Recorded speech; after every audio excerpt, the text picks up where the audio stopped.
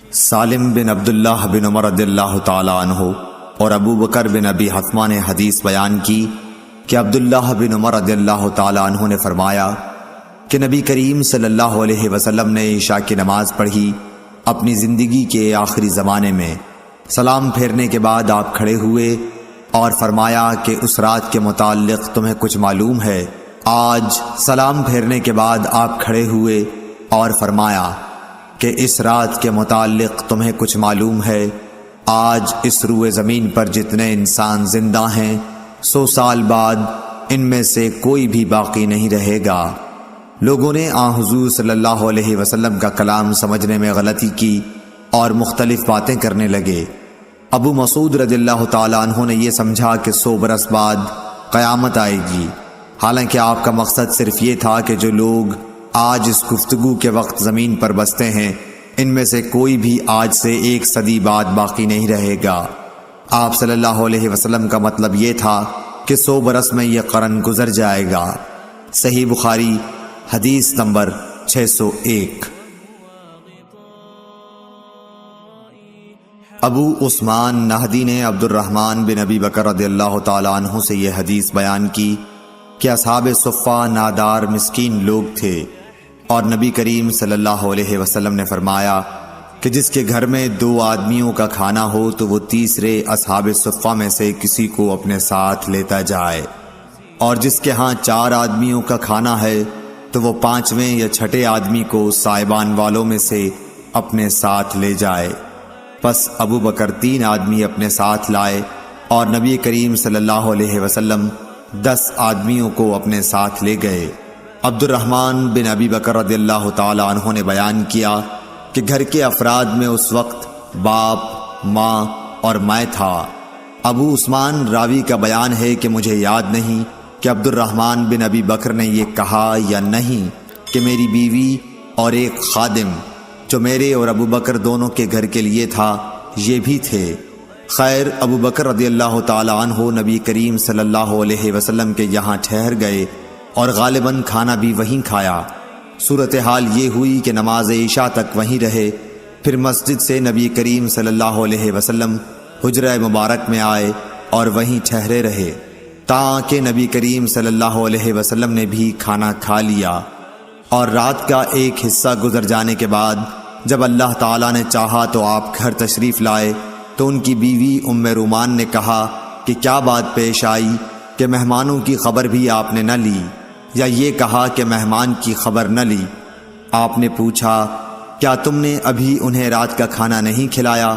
ام رومان نے کہا کہ میں کیا کروں، آپ کے آنے تک انہوں نے کھانے سے انکار کیا، کھانے کے لیے ان سے کہا گیا تھا لیکن وہ نہ مانے۔ عبد الرحمن بن ابی بکر رضی اللہ تعالی عنہ نے بیان کیا کہ میں ڈر کر چھپ گیا۔ ابو بکر رضی اللہ تعالی عنہ نے پکارا اے غنثر، یعنی او پاجی۔ آپ نے برا بھلا کہا اور کوسنے دیے، فرمایا کہ کھاؤ، تمہیں مبارک نہ ہو، خدا کی قسم میں اس کھانے کو کبھی نہیں کھاؤں گا۔ آخر مہمانوں کو کھانا کھلایا گیا۔ عبد الرحمن رضی اللہ تعالی عنہ نے کہا خدا گواہ ہے کہ ہم ادھر ایک لقمہ لیتے تھے اور نیچے سے پہلے سے بھی زیادہ کھانا ہو جاتا تھا۔ بیان کیا کہ سب لوگ شکم سیر ہو گئے اور کھانا پہلے سے بھی زیادہ بچ گیا۔ ابو بکر رضی اللہ تعالی عنہ نے دیکھا تو کھانا پہلے ہی اتنا یا اس سے بھی زیادہ تھا۔ اپنی بیوی سے بولے بنو فراس کی بہن یہ کیا بات ہے؟ انہوں نے کہا کہ میری آنکھ کی ٹھنڈک کی قسم یہ تو پہلے سے 3 گنا ہے۔ پھر ابو بکر نے بھی وہ کھانا کھایا اور کہا کہ میرا قسم کھانا ایک شیطانی وسوسہ تھا۔ پھر ایک لقمہ اس میں سے کھایا اور نبی کریم صلی اللہ علیہ وسلم کی خدمت میں بقیہ کھانا لے گئے اور آپ کی خدمت میں حاضر ہوئے۔ وہ صبح تک آپ کے پاس رکھا رہا۔ عبد الرحمن نے کہا کہ ہم مسلمانوں کا ایک دوسرے قبیلے کے لوگوں سے معاہدہ تھا اور معاہدے کی مدت پوری ہو چکی تھی۔ اس قبیلے کا وفد معاہدے سے بات چیت کرنے مدینے آیا ہوا تھا۔ ہم نے ان میں سے 12 آدمی جدا کیے اور ہر ایک کے ساتھ کتنے آدمی تھے اللہ کو ہی معلوم ہے۔ ان سب نے اس میں سے کھایا۔ عبد الرحمن رضی اللہ تعالی عنہ نے کچھ ایسا ہی کہا۔ صحیح بخاری حدیث نمبر 602۔ حضرت انس رضی اللہ تعالیٰ عنہ سے روایت ہے کہ نماز کے وقت کے اعلان کے لیے لوگوں نے آگ اور ناقوس کا ذکر کیا، پھر یہود و نصارہ کا ذکر آ گیا، پھر بلال رضی اللہ تعالیٰ عنہ کو یہ حکم ہوا کہ اذان کے کلمات 2 مرتبہ کہیں اور اقامت میں 1 مرتبہ۔ صحیح بخاری حدیث نمبر 603۔ نافع نے خبر دی کہ عبداللہ بن عمر رضی اللہ تعالیٰ عنہ کہتے تھے کہ جب مسلمان ہجرت کر کے مدینہ پہنچے تو وقت مقرر کر کے نماز کے لیے آتے تھے، اس کے لیے اذان نہیں دی جاتی تھی۔ ایک دن اس بارے میں مشورہ ہوا، کسی نے کہا نصارہ کی طرح 1 گھنٹہ لے لیا جائے، اور کسی نے کہا کہ یہودیوں کی طرح نرسنگا بگل بنا لو، اس کو پھونک دیا کرو۔ لیکن حضرت عمر رضی اللہ تعالیٰ عنہ نے فرمایا کہ کسی شخص کو کیوں نہ بھیج دیا جائے جو نماز کے لیے پکار دیا کرے۔ اس پر آن حضرت صلی اللہ علیہ وسلم نے اسی رائے کو پسند فرمایا اور بلال سے فرمایا کہ بلال اٹھ اور نماز کے لیے اذان دے۔ صحیح بخاری حدیث نمبر 604۔ ایوب سختیانی نے ابو قلابہ سے انہوں نے انس رضی اللہ تعالیٰ عنہ سے روایت کیا ہے کہ حضرت بلال کو حکم دیا گیا کہ اذان کے کلمات 2 مرتبہ کہیں اور سوا قد قامت الصلاۃ کے تکبیر کے کلمات 1 دفعہ کہیں۔ صحیح بخاری حدیث نمبر 605۔ حضرت انس بن مالک رضی اللہ تعالیٰ عنہ سے روایت ہے کہ جب مسلمان زیادہ ہو گئے تو مشورہ ہوا کہ کسی ایسی چیز کے ذریعے نماز کے وقت کا اعلان ہو جسے سب لوگ سمجھ لیں۔ کچھ لوگوں نے ذکر کیا کہ آگ روشن کی جائے یا نرسنگا کے ذریعے اعلان کریں، لیکن آخر میں بلال کو حکم دیا گیا کہ اذان کے کلمات 2 دفعہ کہیں اور تکبیر کے 1 دفعہ۔ صحیح بخاری حدیث نمبر 606۔ انس بن مالک رضی اللہ تعالیٰ عنہ سے روایت ہے کہ بلال کو حکم دیا گیا کہ اذان کے کلمات 2 دفعہ کہیں اور تکبیر میں یہی کلمات 1 دفعہ۔ اسماعیل نے بتایا کہ میں نے ایوب سختیانی سے اس حدیث کا ذکر کیا تو انہوں نے کہا مگر لفظ قد قامت الصلاۃ 2 ہی دفعہ کہا جائے گا۔ صحیح بخاری حدیث نمبر 607۔ ابو ہریرہ رضی اللہ تعالیٰ عنہ سے روایت ہے کہ نبی صلی اللہ علیہ وسلم نے فرمایا جب نماز کے لیے اذان دی جاتی ہے تو شیطان بھاگتا ہوا بڑی تیزی کے ساتھ پیٹھ موڑ کر بھاگتا ہے تاکہ اذان کی آواز نہ سن سکے، اور جب اذان ختم ہو جاتی ہے تو پھر واپس آ جاتا ہے، لیکن جو ہی تکبیر شروع ہوئی وہ پھر پیٹھ موڑ کر بھاگتا ہے۔ جب تکبیر بھی ختم ہو جاتی ہے تو شیطان دوبارہ آ جاتا ہے اور نمازی کے دل میں وسوسے ڈالتا ہے، کہتا ہے کہ فلاں بات یاد کر، فلاں بات یاد کر۔ ان باتوں کی شیطان یاد دہانی کراتا ہے جن کا اسے خیال بھی نہ تھا، اور اس طرح اس شخص کو یہ بھی یاد نہیں رہتا کہ اس نے کتنی رکعتیں پڑھی ہیں۔ صحیح بخاری حدیث نمبر 608۔ امام مالک نے عبد الرحمن بن عبداللہ بن عبد الرحمن بن ابی صعصعہ انصاری سے خبر دی، پھر عبد الرحمن مازنی اپنے والد عبداللہ سے بیان کرتے ہیں کہ ان کے والد نے انہیں خبر دی کہ حضرت ابو سعید خدری رضی اللہ تعالیٰ عنہ صحابی نے ان سے بیان کیا کہ میں دیکھتا ہوں کہ تمہیں بکریوں اور جنگل میں رہنا پسند ہے، اس لیے جب تم جنگل میں اپنی بکریوں کو لیے ہوئے موجود ہو اور نماز کے لیے اذان دو تو تم بلند آواز سے اذان دیا کرو، کیونکہ جن و انس بلکہ تمام ہی چیزیں جو مؤذن کی آواز سنتی ہیں قیامت کے دن اس پر گواہی دیں گی۔ حضرت ابو سعید رضی اللہ تعالیٰ عنہ نے فرمایا کہ یہ میں نے نبی صلی اللہ علیہ وسلم سے سنا ہے۔ صحیح بخاری حدیث نمبر 609۔ حضرت انس رضی اللہ تعالیٰ عنہ سے روایت ہے، انہوں نے نبی کریم صلی اللہ علیہ وسلم سے کہ جب نبی کریم صلی اللہ علیہ وسلم ہمیں ساتھ لے کر کہیں جہاد کے لیے تشریف لے جاتے تو فوراً ہی حملہ نہیں کرتے تھے، صبح ہوتی اور پھر آپ انتظار کرتے، اگر اذان کی آواز سن لیتے تو حملے کا ارادہ ترک کر دیتے، اور اگر اذان کی آواز نہ سنائی دیتی تو حملہ کرتے تھے۔ انس نے کہا کہ ہم خیبر کی طرف گئے اور رات کے وقت وہاں پہنچے، صبح کے وقت جب اذان کی آواز نہیں سنائی دی تو آپ اپنی سواری پر بیٹھ گئے اور میں ابو طلحہ کے پیچھے بیٹھ گیا۔ چلنے میں میرے قدم نبی صلی اللہ علیہ وسلم کے قدم مبارک سے چھو چھو جاتے تھے۔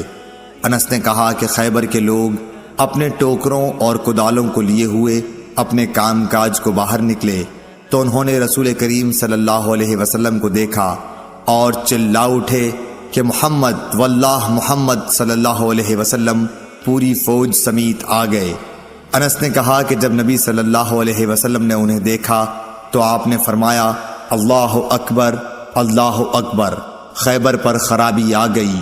بے شک جب ہم کسی قوم کے میدان میں اتر جائیں تو ڈرائے ہوئے لوگوں کی صبح بری ہوگی۔ صحیح بخاری حدیث نمبر 610۔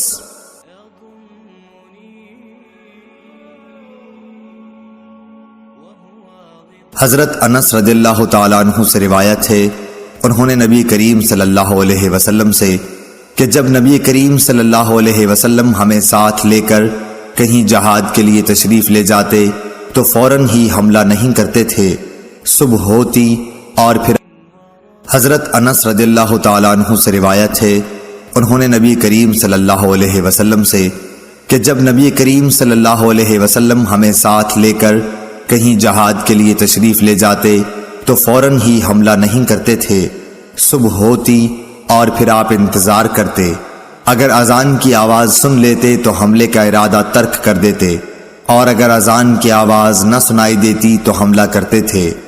انس نے کہا کہ ہم خیبر کی طرف گئے اور رات کے وقت وہاں پہنچے۔ صبح کے وقت جب اذان کی آواز نہیں سنائی دی تو آپ اپنی سواری پر بیٹھ گئے اور میں ابو طلحہ کے پیچھے بیٹھ گیا۔ چلنے میں میرے قدم نبی صلی اللہ علیہ وسلم کے قدم مبارک سے چھو چھو جاتے تھے۔ انس نے کہا کہ خیبر کے لوگ اپنے ٹوکروں اور کدالوں کو لیے ہوئے اپنے کام کاج کو باہر نکلے تو انہوں نے رسول کریم صلی اللہ علیہ وسلم کو دیکھا اور چلا اٹھے کہ محمد واللہ محمد صلی اللہ علیہ وسلم پوری فوج سمیت آ گئے۔ انس نے کہا کہ جب نبی صلی اللہ علیہ وسلم نے انہیں دیکھا تو آپ نے فرمایا اللہ اکبر اللہ اکبر، خیبر پر خرابی آ گئی۔ بے شک جب ہم کسی قوم کے میدان میں اتر جائیں تو ڈرائے ہوئے لوگوں کی صبح بری ہوگی۔ صحیح بخاری حدیث نمبر 610۔ حضرت انس رضی اللہ تعالیٰ عنہ سے روایت ہے، عیسیٰ بن طلحہ نے بیان کیا کہ انہوں نے معاویہ بن ابی سفیان سے ایک دن سنا، آپ جواب میں مؤذن کے ہی الفاظ کو دہرا رہے تھے، اشہد ان محمد رسول اللہ تک۔ ہم سے اسحاق بن راہوائی نے بیان کیا، کہا کہ ہم سے وہب بن جریر نے بیان کیا، کہا کہ ہم سے حشام دستوائی نے یحییٰ بن ابی کثیر سے اسی طرح حدیث بیان کی۔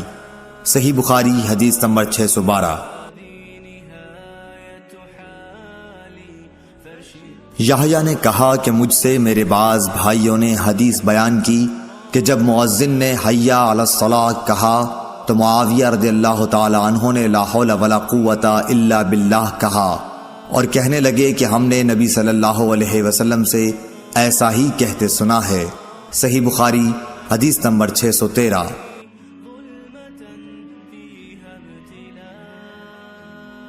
محمد بن منقدر نے جابر بن عبداللہ سے روایت کیا ہے کہ رسول اللہ صلی اللہ علیہ وسلم نے فرمایا کہ جو شخص اذان سن کر یہ کہے اللہم رب ھذہ الدعوۃ التامہ والصلاۃ القائمۃ آت محمدا الوسیلۃ والفضیلۃ وابعثہ مقاما محمودا الذی وعدتہ، اسے قیامت کے دن میری شفاعت ملے گی۔ صحیح بخاری حدیث نمبر 614۔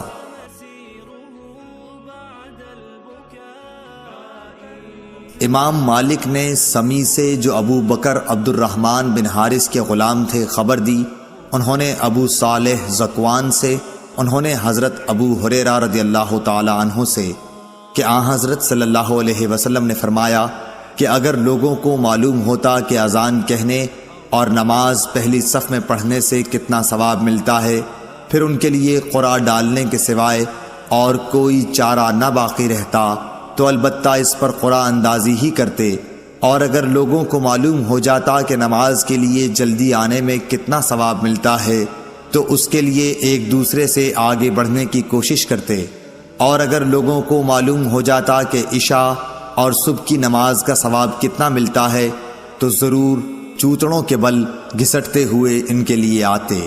صحیح بخاری حدیث نمبر 615۔ عبید اللہ بن حارث بصری نے کہا کہ ابن عباس رضی اللہ تعالیٰ عنہ نے ایک دن ہم کو جمعے کا خطبہ دیا۔ بارش کی وجہ سے اس دن اچھی خاصی کیچڑ ہو رہی تھی۔ مؤذن جب حیا علی الصلاۃ پر پہنچا تو آپ نے اس سے یہ کہنے کے لیے فرمایا کہ لوگ نماز اپنی قیام گاہوں پر پڑھ لیں۔ اس پر لوگ ایک دوسرے کو دیکھنے لگے۔ ابن عباس رضی اللہ تعالیٰ عنہ نے کہا کہ اسی طرح مجھ سے جو افضل تھے انہوں نے بھی کیا تھا، اور اس میں شک نہیں کہ جمعہ واجب ہے۔ صحیح بخاری حدیث نمبر 616۔